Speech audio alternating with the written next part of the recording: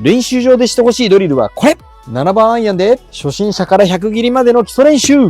7番アイアンが何回うまく当たらない。改善練習は、右足太ももの前まで勢いよく拳を下ろして止めます。そして少し反動をつけて打つ。ポイント1は、シャフトが水平よりも下がらないつもり。ポイント2は、止めた後は、左お尻で引っ張って、腰の回転で横移動。拳を縦に、腰の回転で横移動させる。ヘッドを下に下ろさなくても、重みで落ちていくので、右足前から左足の前は、シャフトが水平に移動する感覚で振りましょう。慣れてきたら、トップボールを打ってもいいと思って、一連の流れで打つと、クリーンヒットしてきます。